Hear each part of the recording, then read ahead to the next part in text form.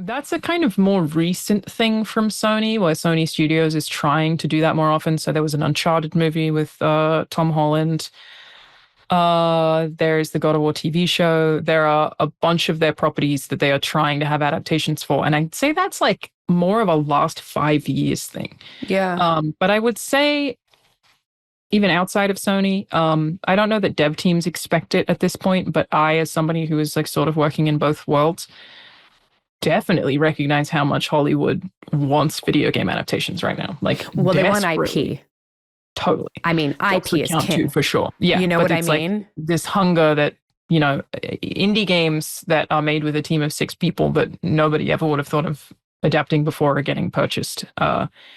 Like IP rights are getting snatched up pretty fast for adaptation stuff specifically. So that's definitely become more and more of a thing. Again, kind of recently. It's not like adaptations didn't exist. We had Tomb Raider forever ago, you know? Of course. But it's definitely gotten much, much, much more prevalent. And I feel like part of that is like, yes, the desperation for IP is consistent across the board. Obviously, that's why we're getting so many sequels. Yeah. But I think there's also maybe video games are the most profitable entertainment industry by a mile. And I think that maybe Hollywood has just started to notice that.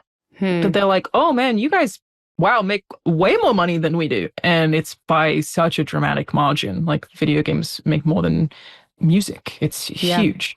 Yeah. And I feel like maybe that wasn't recognized until recently. And I actually would say that like the Sony first party games, the AAA games made by Sony, which again are very cinematic, you know, The Last of Us, may have had an impact on that. Like the way that the stories have been told have like consistently evolved, and voice acting has only gotten better and better and better. And mocap, obviously facial tracking, all of that tech has gotten better and better and better. So it's like become looks more legitimate to Hollywood. Not that video game stories haven't always been great. It's just they're more recognizable to people who don't play games now, I'd say. Well, you've also seen the success of The Last of Us and Fallout and like these huge game properties that of course Hollywood is going to jump on board. That's what they do. Like there's, you know, they're not big on giving shots to new ideas. They love jumping on a bandwagon. This episode is brought to you by ExpressVPN. Going online without ExpressVPN is like not closing the door when you use the bathroom. I mean, even if you think you've got nothing to hide, why would you give random creeps the chance to peek in? Because here's the thing, your internet service provider can see every single website you visit, and in the US, they're legally allowed to sell that information to advertisers, which is crazy to me.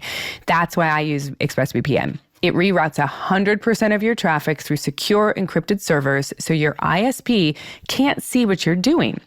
It hides your IP address, and it's ridiculously easy to use. It's just one click, and it works on all devices.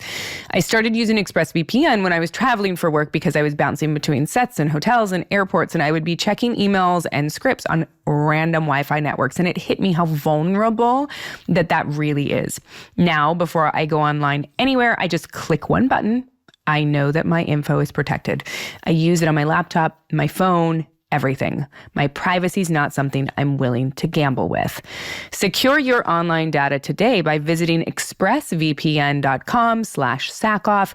That is expressvpn.com/Sackhoff to get up to 4 extra months free.